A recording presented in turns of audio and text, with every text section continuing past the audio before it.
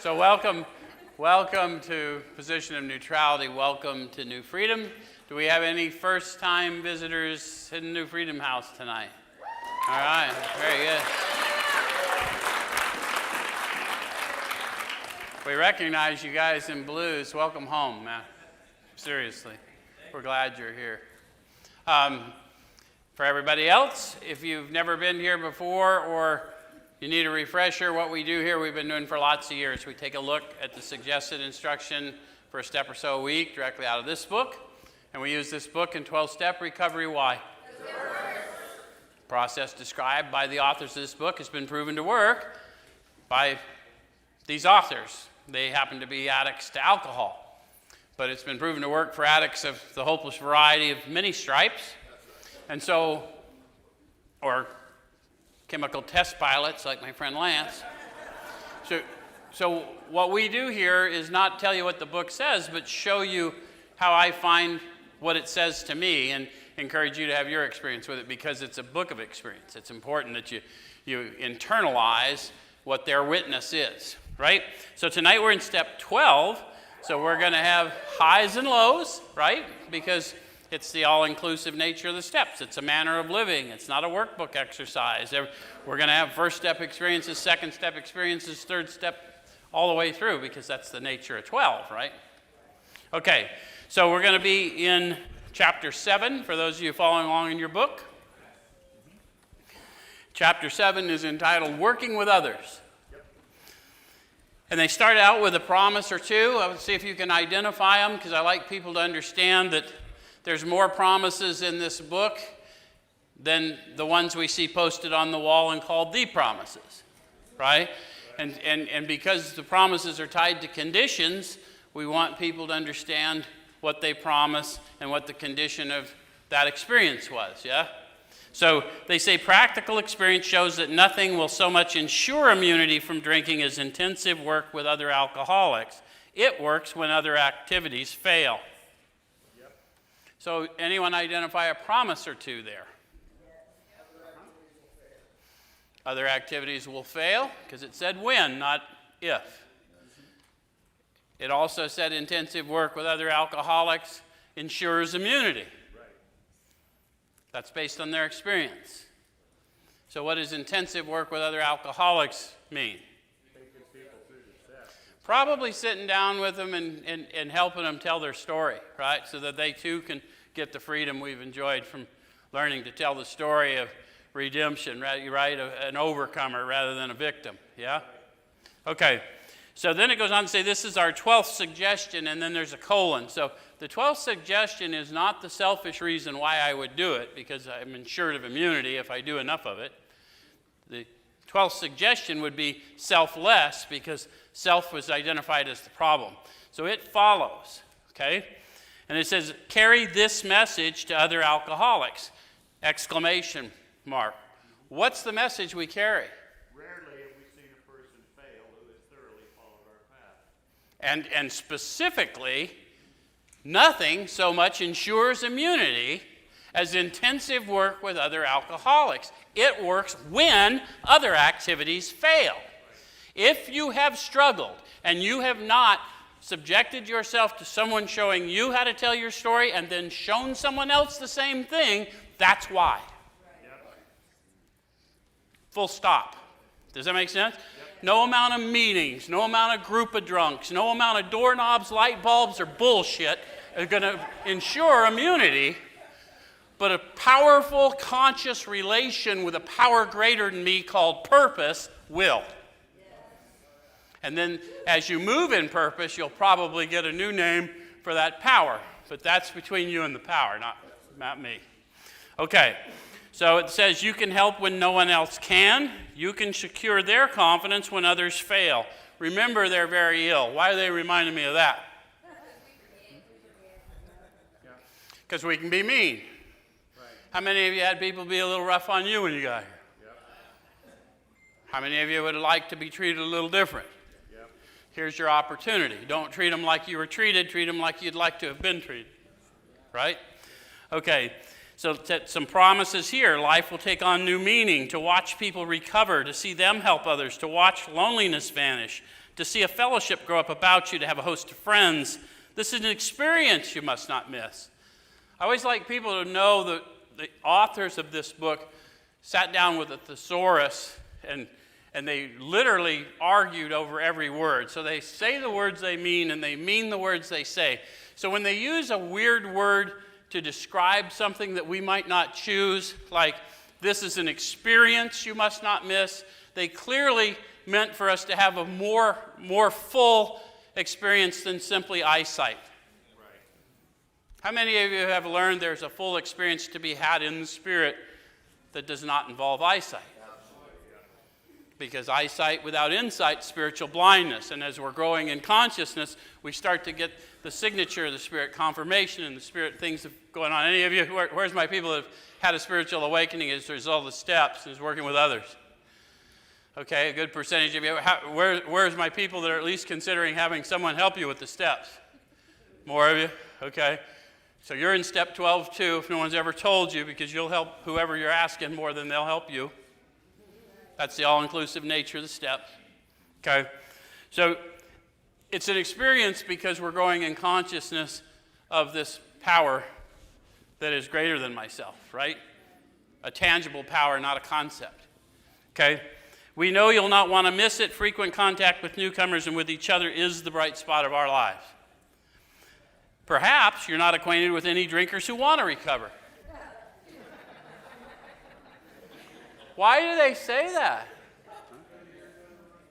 How many of you have discovered sometimes you find people who do not want to recover in places you wouldn't expect to find them? Like in the rooms.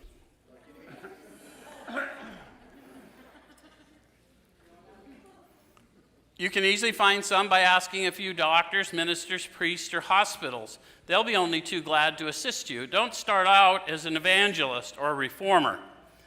How did they learn that? Yeah, it's a book of experience. How many of you, when you first found out that there was a difference between going to meetings and actually the revelatory experience of the steps, then you started going to meetings and you thought, man, they're not doing recovery right here. Let me tune these motherfuckers up. Show them who God is, right? That's probably not the spiritual approach, right? But we all know that experience. It's not as effective, right? Okay. So don't start out as an evangelist or reformer. Unfortunately, a lot of prejudice exists. You'll be handicapped if you arouse it. Ministers and doctors are competent, and you can learn much from them if you wish. But it happens that because of your own drinking experience, you can be uniquely useful to other alcoholics. That's an interesting choice of words, too. Notice how they didn't say your drinking experience makes you uniquely useful. That makes you a drunk. Properly armed with the facts about yourself, this human condition of selfishness, dishonesty, resentment, fear, guilt, shame, and remorse that drove all my actions and made my life so untenable that I had to medicate myself nearly to death. But I was restored from that to a place that my life exists in service to you. Right.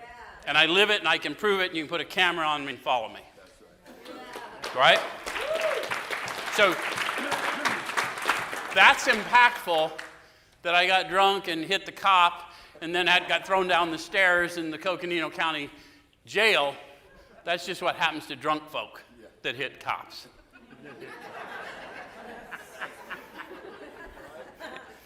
So cooperate, never criticize. To be helpful is our only aim. When you discover a prospect for Alcoholics Anonymous, find out all you can about him. If he does not want to stop drinking, don't waste time trying to persuade him. Who's the persuader? Fentanyl. Do not go up against a power greater than yourself. We're not here to persuade. They're in the persuasive process. It's where we tenderize so they can get, a little bit reasonable.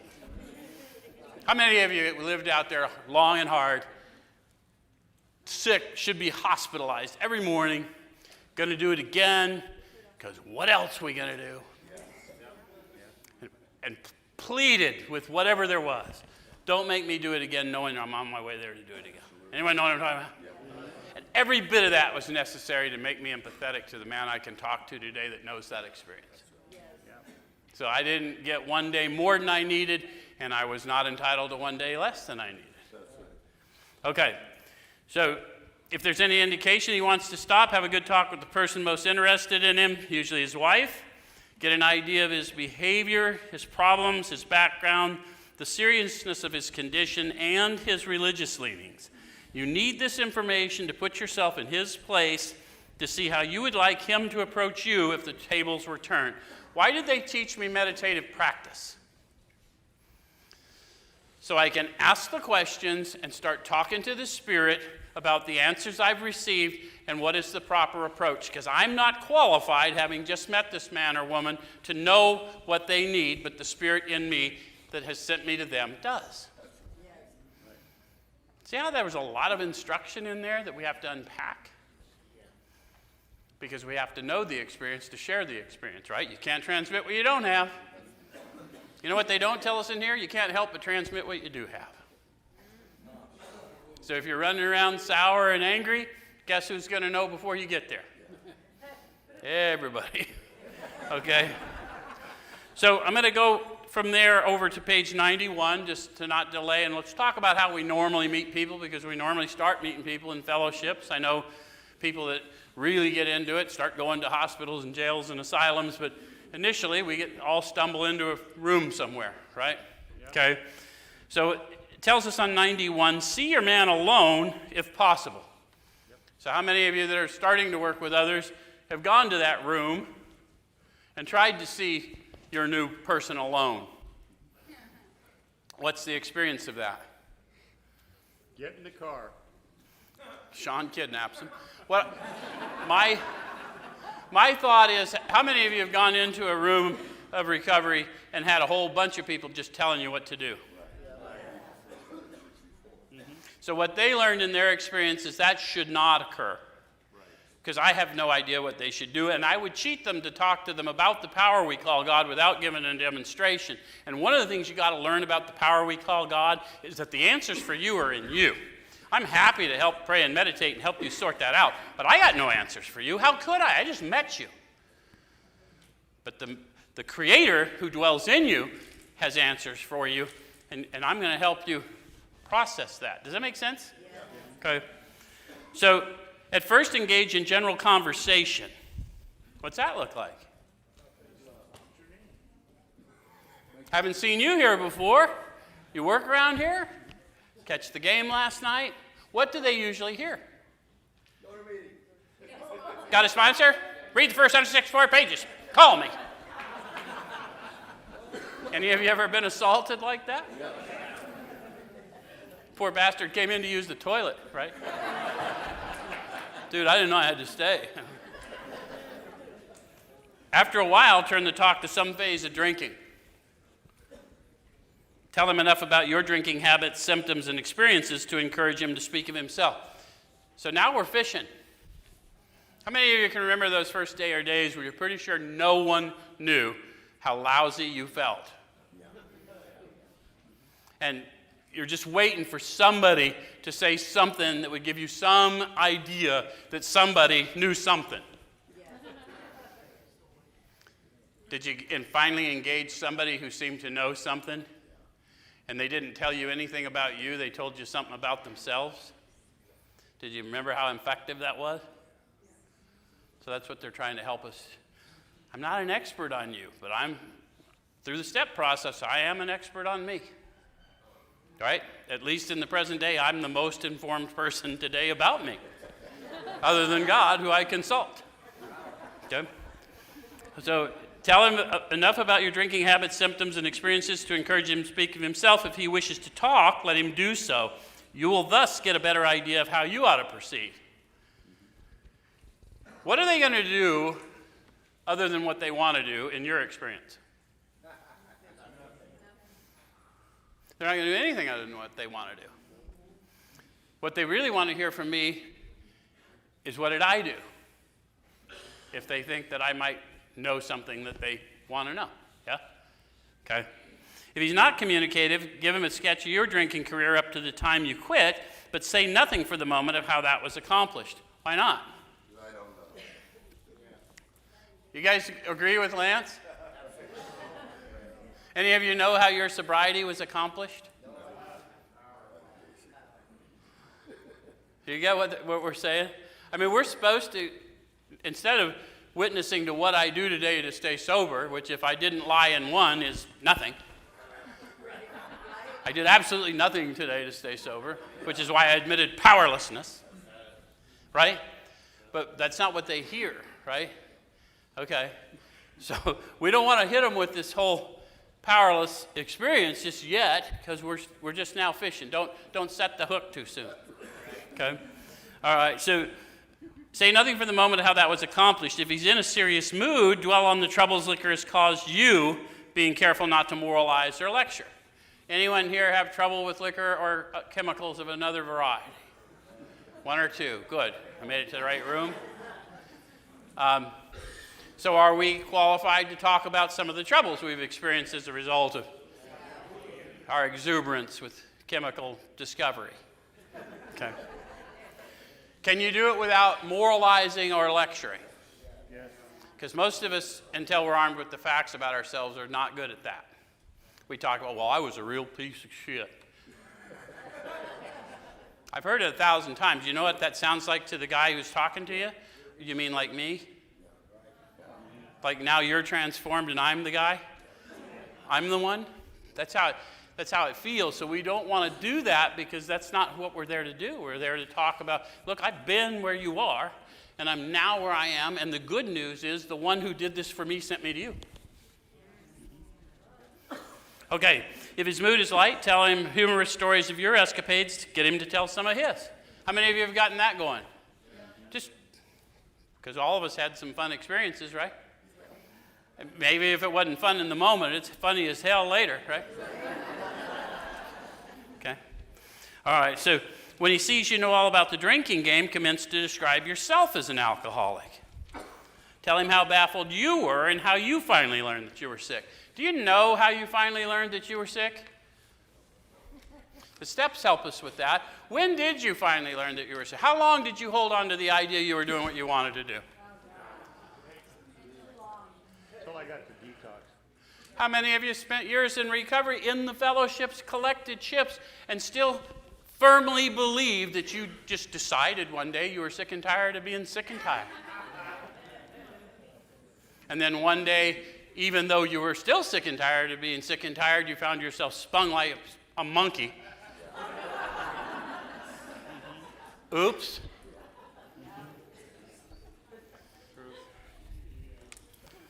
So give him an account of the struggles you made to stop. Show him the mental twist which leads to the first drink of a spree. We suggest you do this as we've done in the chapter on alcoholism. So do you recognize that? More about alcoholism. We have Jim the car guy, which we often tell the story. Jim didn't have a drinking issue until later in life, but he owned a dealership that he lost due to his drinking, and he encountered the AAs. And so then he had to go to work for the dealership he once owned, and they recount that he was on his way to work, and he was a little agitated. Any of you ever had to take a diminished job as a result of your addiction or other wacky behaviors, and on your way to work kind of lost your gratitude for the job? So that's what happened to Jim, and when he got to work, he had a few words with the boss, but nothing serious.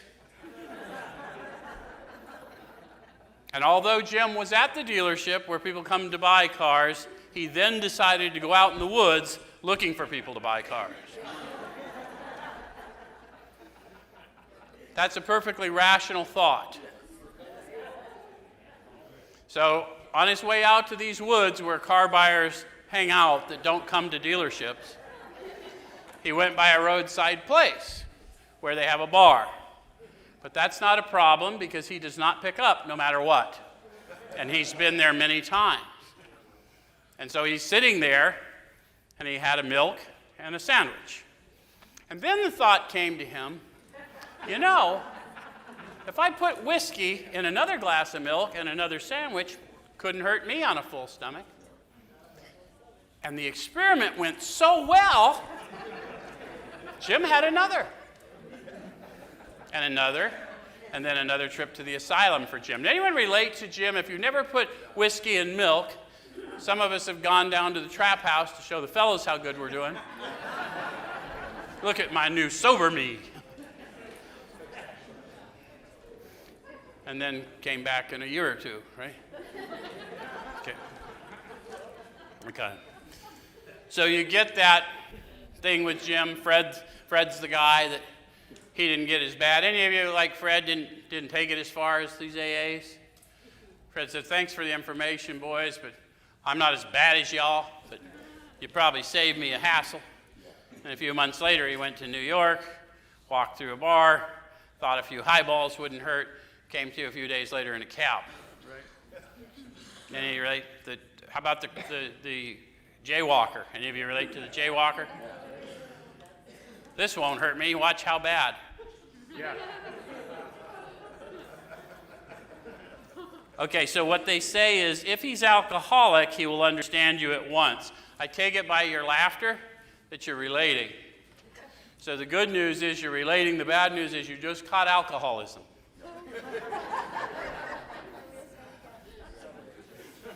He will match your mental inconsistencies with some of his own. Be honest with yourself. Did you already come up with some? Were you thinking of your own mental inconsistencies while we were going through this story? Okay. So if you're satisfied that he's a real alcoholic, begin to dwell on the hopeless feature of the malady. How would I know if he's a real alcoholic?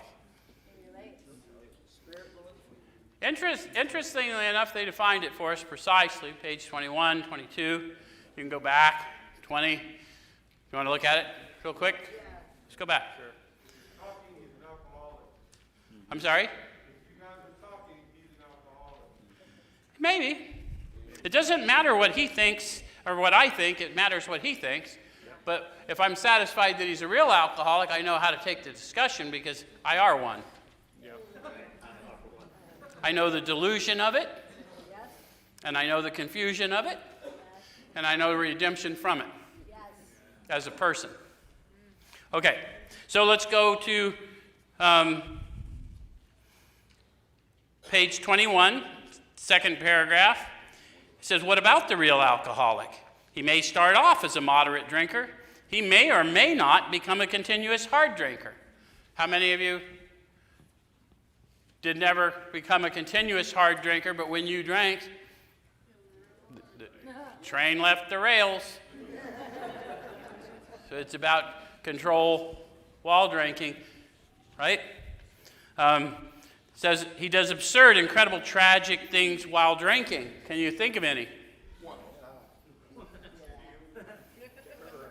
He's a real Dr. Jekyll and Mr. Hyde. Any of you experience a little personality change when you're using it? So they'll describe that. They may not know themselves alcoholic. I know lots of people still clearly looks like they're struggling. But this book doesn't tell you you're alcoholic until when? Until you know. Crushed by a self-imposed crisis, I could not postpone or evade. I had to fearlessly face the proposition that either God was everything or he's nothing. And otherwise, I'm just a hard drinker, dry at the moment, or because what difference does it make? Right? I'd drink myself to death and tell you the reason I'm doing it is I'm an alcoholic. What do you expect? Never realizing the gravity of it. Make sense? Okay. So his disposition while drinking resembles his normal nature, but little. How many of you wonder what your normal nature is? It's always an interesting question. Normal human nature is childlike rather than childish. Isn't that interesting? We used to hear the old timers talk about how we pole vault over mouse turds. You can sit in a burning house at peace and ease, but you pole vault over mouse turds. Because we don't react sanely and normally. Any of you relate to that? Yeah. Okay. He may be one of the finest fellows in the world, yet let him drink for a day and he frequently becomes disgustingly and even dangerously antisocial. So I went through all of that so that in our discussion, we're going to find out if he has all those characteristics, because now I know how to talk to him, because I have all those characteristics. So I'm not going to talk to him about him. I'm going to talk to him about me. Does that make sense? Okay. So, it says, tell him how baffled you were and how you finally learned that you were sick. Give him an account of the struggles you made to stop. Show him the mental twist which leads to the first drink of your spree. Oh, what did I do? I already went through that, didn't I? Sorry. If you're satisfied that he's a real alcoholic, begin to dwell on the hopeless feature of the malady. Show him from your own experience how the queer mental condition surrounding the first drink prevents normal functioning of the willpower. Do you know that from your experience? How many of you had some clean time? And then just something happened, not a particular event, just somebody was going to the bar from work. Man, it's been a hard week. I just need to go let off some steam. That ever happened to anybody? You're thinking, man, I've had a hard week. I'd like to let off some steam. Why can't I let off some steam? Has that ever happened to any of you? What did you guys find out? Those guys all went home. You went to prison. I didn't see you on the way there, but I went and lived under a bush, so I wasn't far off. Right. But anyone relate to what we're talking about? Yeah, okay. So don't at this stage refer to this book unless he's seen it and wishes to discuss it, and be careful not to brand him as an alcoholic. Let him draw his own conclusion. If he sticks to the idea that he can still control his drinking, tell him possibly he can if he's not too alcoholic. Now, some people think we're telling him to go drink. That's not what we're saying. We're saying it's none of my business. I'm not the persuader. So you're probably just not alcoholic enough. You're not an addict enough. To a person, none of us wants to be told we're not bad enough. I am too. Let me tell you this story. True? Yeah, it's all we're thinking of something, right? Okay. So, but insist if he's severely afflicted, there may be a little chance he can recover by himself. Continue to speak of alcoholism as an illness, a fatal malady. Why is it so important that we talk to them about the illness? Something we learned from Bill and Bob and all the early people was that a lot of people would not allow themselves to encounter power because they believed they were undeserving. They didn't seek healing because they didn't know that they were deserving of a healer. How many of you thought you were weak-willed? I just did the same crap over and over again, and screw me. That's how we get here. Talk about the conditions of the body and mind which accompany it. Keep his attention focused mainly on your personal experience. Explain that many are doomed who never realize their predicament. Doctors are rightly loath to tell alcoholic patients the whole story unless it'll serve some good purpose, but you may talk to him about the hopelessness of alcoholism because you offer a solution. We're allowed to take him to hopelessness since we are the vessels of hope. That is an awesome responsibility. It's not a privilege, because we're going to have to deal in some hard truth. But I'd rather they didn't like me because of the delivery than die in their addiction because I was afraid and was a people pleaser. Does that make sense? Not telling them what they should do, but what I'm observing, why they're talking to me, and what I had to do. And if you're offended by what I had to do, I don't know why the fuck you're offended by what I had to do. I'm not asking you to do anything. Does it make sense? I just know what I had to do. Okay, so you'll soon have your friend admitting he has many, if not all, the traits of an alcoholic. How many of you all of a sudden, when you heard someone properly armed with the facts about yourself, thought, man, I've had that happen to me? If his own doctor is willing to tell him that he's alcoholic, so much the better. Even though your protege may not have entirely admitted his condition, he's become very curious to know how you got well. Let him ask you that question if he will. That's an interesting instruction. What if he won't? Wait. Wait. Keep talking in the meeting, right? But if he does, it says, tell him exactly what happened to you. In italics, why did they do that? Really important. Well, I can't tell him exactly what happened to me unless I'm armed with the facts about me. Right? because we all kind of agreed. I don't know what happened. I used every day no matter what. And then one day I did, and I was sick and tired of being sick and tired. And here I am. But let's tell the truth. I didn't stop unless they locked me up or chained me down. They took me to the hospital. They took me to the jail. It never stopped for years and years and years. It wasn't because I didn't know. I fucking knew. It wasn't because I did the same thing expecting a different result. I had no expectation of a different result. This is going to suck. Watch. And then one day, pow, it never happened again. Never happened again. And I was all of a sudden going through the steps, and I was learning that I was selfish, and I was dishonest, and I was inconsiderate, and I was full of guilt, shame, and remorse. And I was so pitiful that I could not live in my own skin and my own thoughts. So I medicated myself to death, and I couldn't even do that right. And I encountered this power, and I've never been the same. And I'm here to tell you, he sent me to you.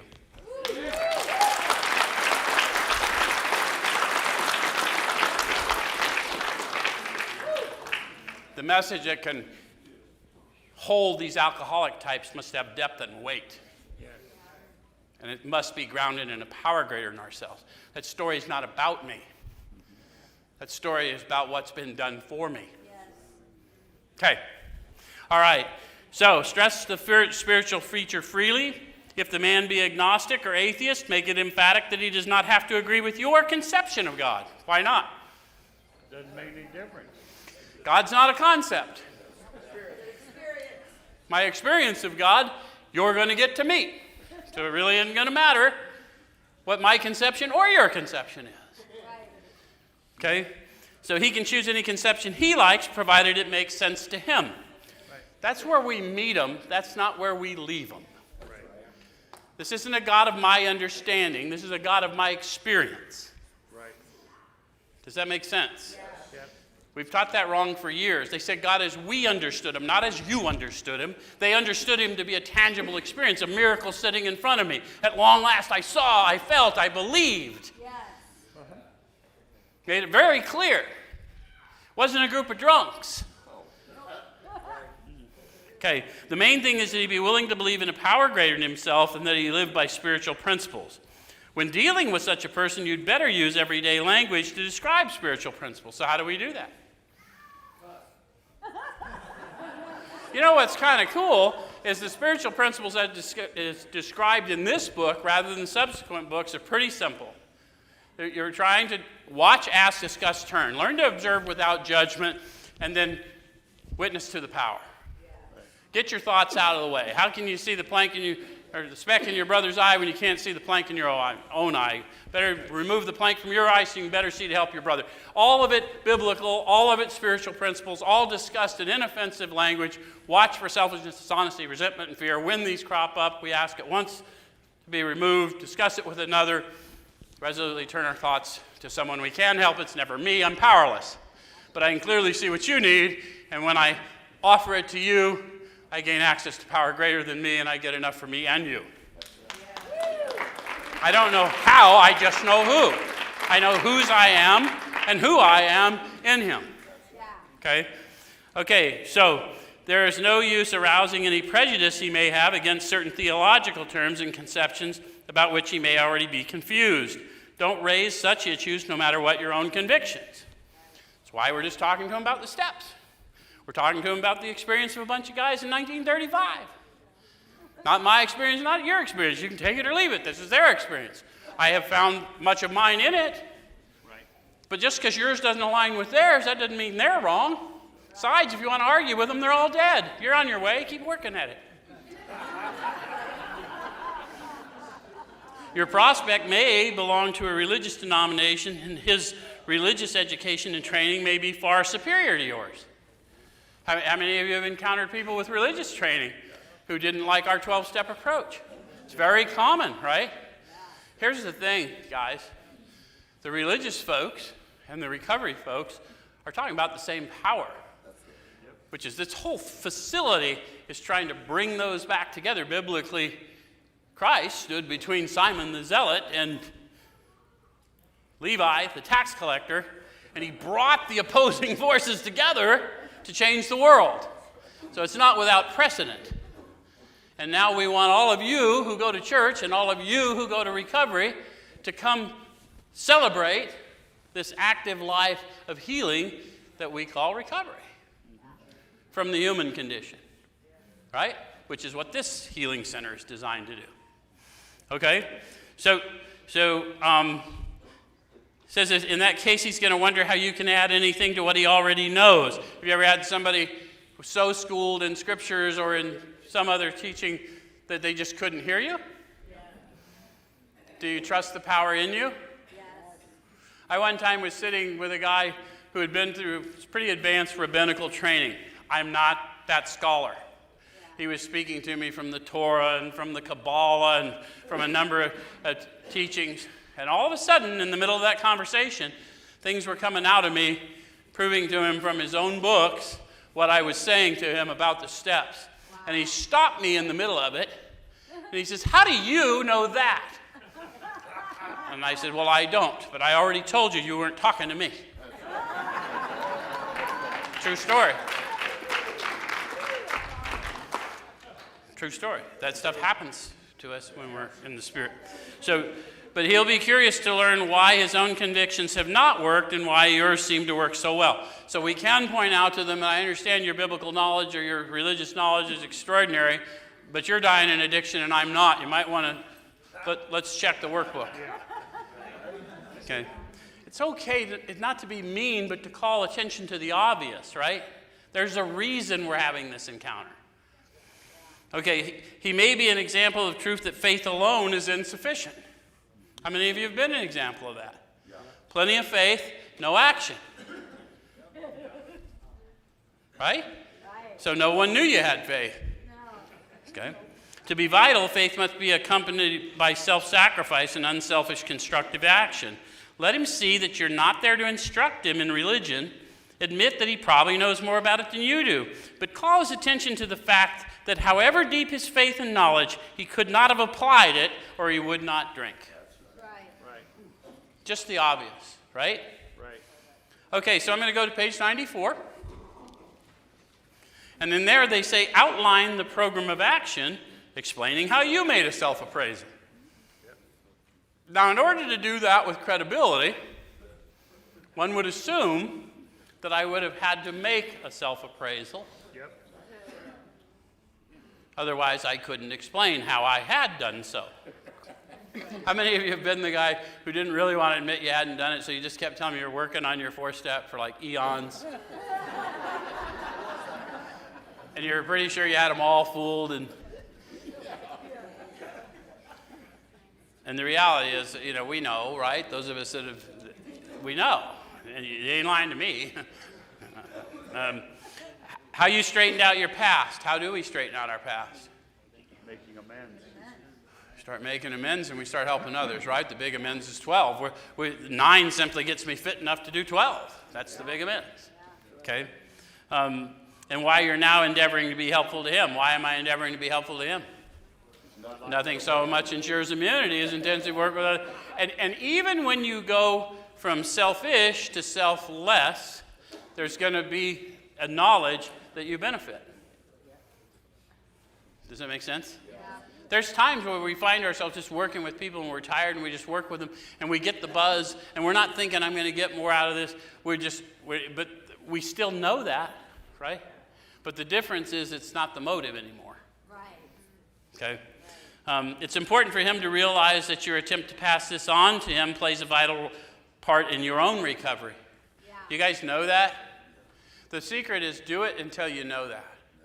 Do it until you keep supporting people until you know that you can't do anything but support people. Because if you don't do that, you'll miss out on so much awareness and so many miracles. Actually, he may be helping you more than you're helping him. How many of you have concluded that? I've learned a lot more about powerlessness and unmanageability from people I've tried to help than I ever learned from a chemical. Actually, he may be helping you more than you're helping him. Make it plain that he's under no obligation to you, that you hope only that he'll try and help other alcoholics when he escapes his own difficulties. Suggest how important it is that he place the welfare of other people ahead of his own. Make it clear that he's not under pressure, that he needn't see you again if he doesn't want to. And you should not be offended if he wants to call it off, for he has helped you more than you've helped him. Why did they write that down? Because they knew the time was going to come where I've spent hours with somebody, because I'm selfless.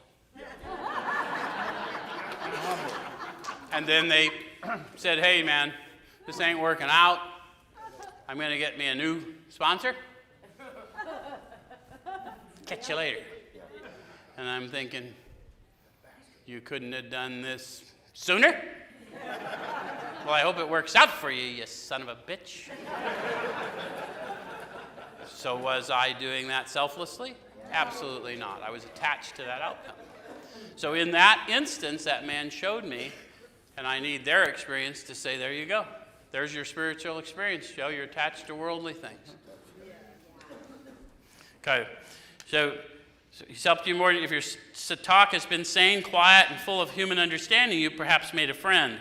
Maybe you've disturbed him about the question of alcoholism. This is all to the good. Interesting they use the word disturbed him about the question of alcoholism.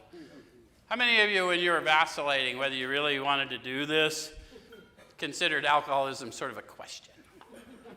I may have overreacted, but let me do a little more research. Anybody know what they're talking about? This is all the good. The more hopeless he feels, the better. He'll be more likely to follow your suggestions. Your candidate may give reasons why he need not follow all the program. What is all the program? Steps 1 through 12 repeat.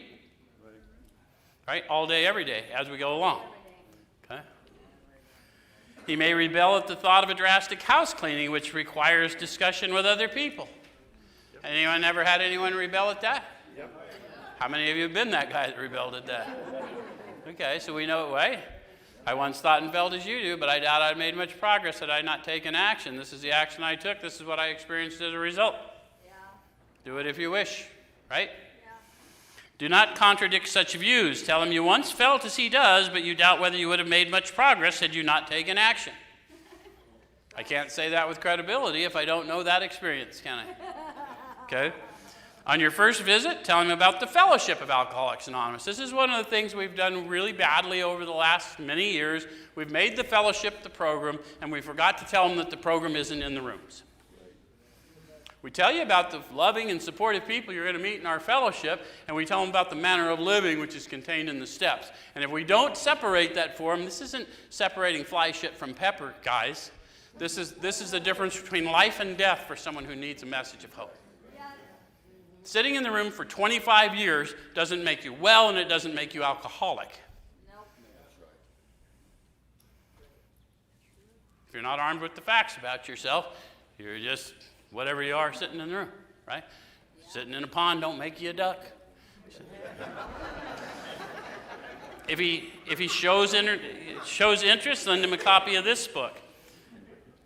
Unless your friend wants to talk further about himself, do not wear out your welcome. Give him a chance to think it over. If you do stay, let him steer the conversation in any direction he likes. Sometimes a new man is anxious to proceed at once, and you may be tempted to let him do so. This is sometimes a mistake. If he has trouble later, he's likely to say that you rushed him. So, no one finds God without a desire from within. So, it's a process. Some people go through the steps in a day. Some people don't go through the steps for years. We're going to have to talk to them to find out what they're ready to receive, because what we're going to hit them with isn't concepts and theories. It's facts and it's truth, and it's going to hit them and roll them back in their chair, and they got to be ready to receive it. Make sense? Yeah. Okay. So I'm going to jump over to, because I don't want to miss something, I want to go to page 96. They warn us, if you're new at taking people through the steps, that, not everybody gets well. And not everybody gets well because they encountered me. Right? It's not a scorecard. If I'm still counting how many people I've worked with, then I'm taking myself too seriously. Yeah. Right? I used to work for a government agency. I never counted the number of forms I filled out. It's just fucking work, guys. Right? Okay. Do not be discouraged if your prospect does not respond at once. Search out another alcoholic and try again. You're sure to find someone desperate enough to accept with eagerness what you offer. What do we offer? Recovery. Yeah, we offer an encounter. We offer love and tolerance. We offer any number of things, but the reality is until they're ready to receive it, it's not going to matter what we think we offer, right? We find it a waste of time to keep chasing a man who cannot or will not work with you.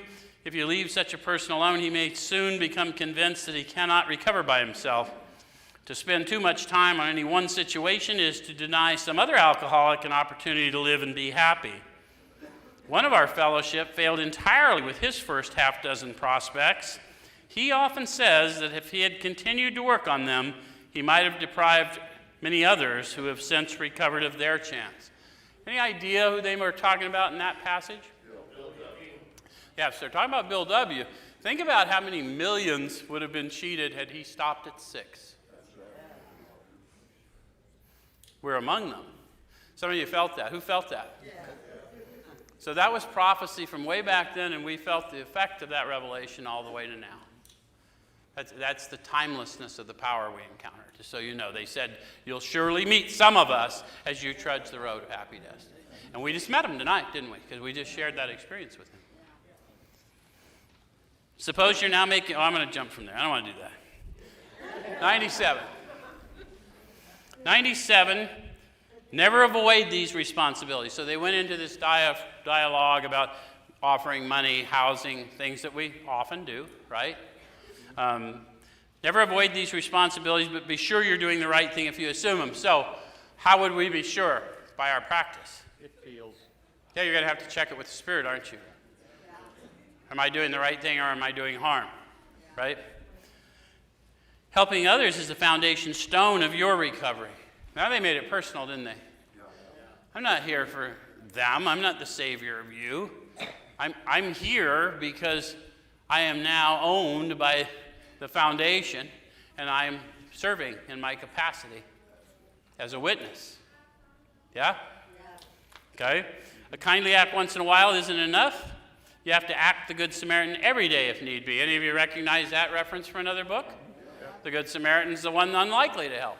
It wasn't the legal folk, it wasn't the religious folk, it was the Samaritan, who it wasn't even legal for him to stop and help bandage the man's wounds, but he did stop and bandage. He was his brother's keeper because it was the right thing to do even though it was illegal in the time. And he not only helped him, he took him to the inn and he paid his tab and he said, I'll be back in a week to settle up. Might have to do that every day if need be. The profundity of that is important that we internalize. Okay? It may be the loss of many nights, may mean the loss of many nights' sleep, great interference with your pleasures, interruptions to your business.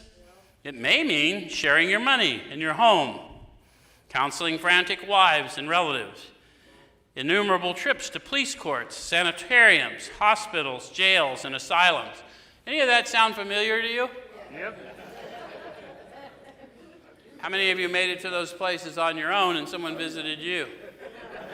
Do you remember their name? No, they were nameless foot soldiers for God. And that is my unending debt. Because they were there for me. And I don't know how many it took, but it took however many it took. Right? Your telephone may jangle at any time of the day or night. Your wife may sometimes say she's neglected. Don't have one of those anymore. You neglected her. A drunk may smash the furniture in your home or burn a mattress. You may have to fight with him if he's violent. And sometimes you'll have to call a doctor and administer sedatives under his direction. Another time you may have to send for the police or an ambulance. Occasionally you'll have to meet such conditions. You guys relate to all that? That is our job description. And number 3, they told us you have a new employer if you keep close to him and perform his work well, right? And there it is. They just laid out the job description for it. Because someone did it for me. It's not like this is a mystery, folks. We had a map laid out long before I thought anyone gave a damn whether I lived or died. There were people sitting in rooms like this, sending people out for guys like me. And they didn't know there was going to be a room like this for people that have been sitting somewhere else for all these years. But God knew that. That's how important it is to pay that debt. We seldom allow an alcoholic to live in our homes for a long time. It's not good for him, and sometimes it creates serious complications in the family. Though an alcoholic does not respond, there is no reason you should neglect his family. You should continue to be friendly to them. The family should be offered your way of life, so we'd have to be able to talk to them about a manner of living that teaches that, although you think that the world's causing how you think and feel, that's not what's happening. Your powerlessness over your addict is your addiction, your powerlessness, and we need to tap you into the Spirit so you can allow life to be life without taking it personally. We've got to outgrow your sensitivities, right? We have every opportunity to mention, because I was once as hopeless as their loved one, and I had family members just as hopeless as they are, and I'm here to tell you, God never sends me in to treat hangnails. If I'm here, this is a serious mission. I don't know which of you is here for the healing, but I was sent as the vessel. Right? Yep. Why wouldn't we tell them that? Isn't it true? Okay.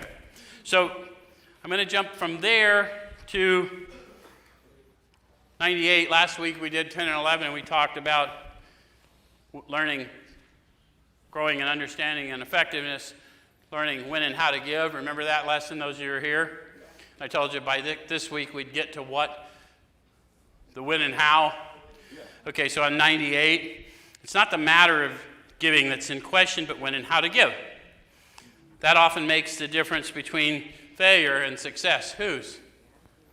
The new man. Exactly. The new man within who can't fail, and my consciousness of him. Yeah? The minute we put our work on a service plane, the alcoholic commences to rely upon our assistance rather than upon God. Have you ever done that? Not allowed someone to have their experience thinking you were doing the right thing? How many of you have had someone do that for you? And so there's serious consequences to that, right? He clamors for this or that, claiming he cannot master alcohol until his material needs are cared for. Nonsense. Some of us have taken very hard knocks to learn this truth. Job or no job, wife or no wife, we simply do not stop drinking so long as we place dependence upon other people ahead of dependence on God. That's pretty declarative, because God to them is not a concept or a theology. God is tangible power from within. Right? And I need that. I need that spiritual connection. I need that. The opposite of addiction is not abstinence, it's connection. Okay. Burn the idea into the consciousness of every man that he can get well regardless of anybody. How do we burn that idea into consciousness? And powerful witness. Right? Regardless of what you think you're going through and how difficult it is, all of us come here with a story. All of us have been through difficult times. And while I cannot prevent the difficult time for you, I can walk with you through it. Because I'm empowered to do so. Yes? Okay. The only condition is you trust in God and clean house. I'm going to jump from there over to, let's see.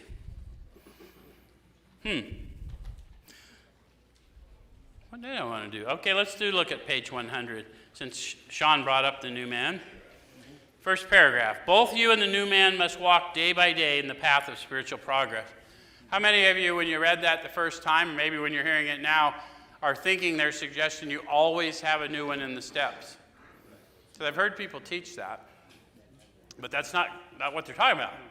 How many of you have determined that although you often still think like you, there's some other presence within you that thinks better than you? Yes. And oftentimes is empowered to behave better than you, even though you're thinking just like you. Kinder than you feel like being. Power to love the unlovely. Power to tolerate the intolerable. When you grow in consciousness of that tangible power, you're walking day by day with the new man. And it's growing consciously greater within me, yes? Okay. Then it goes on to tell you that if you persist, remarkable things will happen. So where's my people that come from a Christian persuasion? So what they're suggesting to us is signs and wonders follow us just as we were told. Remarkable things will follow. Okay? When we look back, we realize that the things which came to us when we put ourselves in God's hands were better than anything we could have planned. How many of you got there how many of you have ended up in a space in your life where things are better than you ever mapped out and you're better than you ever hoped for? That's amazing, because we didn't come here for that, did we? I came reluctantly. Follow the dictates of a higher power and you'll presently live in a new and wonderful world no matter what your present circumstances. That's profound for everyone that comes in these rooms, because most of us have had some tough beginnings. I can tell you that I was homeless, and I'm not good at homelessness. And I wasn't raised that way. And when I finally encountered power and started getting well, my circumstances did not change for years. But I presently lived in a new and wonderful world. Right then, right now.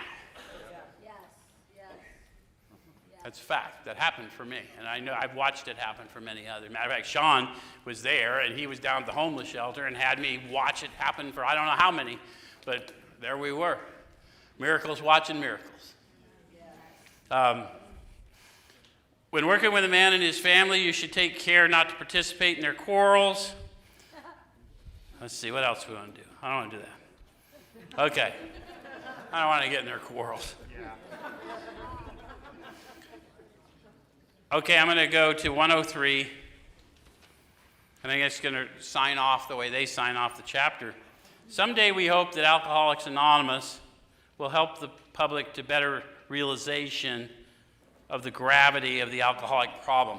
So Alcoholics Anonymous to them was not a fellowship, because the fellowship was not named Alcoholics Anonymous at the writing of this book. The book was named Alcoholics Anonymous. The fellowship was later named that. So the book was intended to be studied because their witness was profound. Half of them atheists or agnostics, all radically delivered from a hopeless state of mind and body. Long-term sobriety, efficacy in the 65% range from 1939 to 1955. That's how profound the experience was. So they were hoping that people would read this book, not twist it, not gum it up. That's what they're hoping. That's what they wrote here. But we shall be of little use if our attitude is one of bitterness or hostility. Drinkers will not stand for it. So as bad as we know we've mucked it up as a class, we've still got to find in our hearts the love and tolerance for all the people that are misinforming and all the people that are still suffering, and try and point out to them exactly what we do here. There's a difference between fellowship and program. God is real. God's not out there. God's in here. Get with it. I'm going to show you soon a couple things. Right? Okay? So after all, our problems were of our own making. Bottles were only a symbol. Besides, we've stopped fighting anybody or anything. We have to. So that's where they end the chapter. I want to point out to everybody, families are welcome here. You guys that are members, your families are welcome here. If you didn't know that before you got here, welcome them in next week. We do this every week. Saturday, Pastor Harrison, Chaplain Harrison, is going to fill in for Sam Lee, because he's going to Yuma Prison to let them know that people are thinking about him while they're in there. And any of you can bring your family to that too. Thank you very much.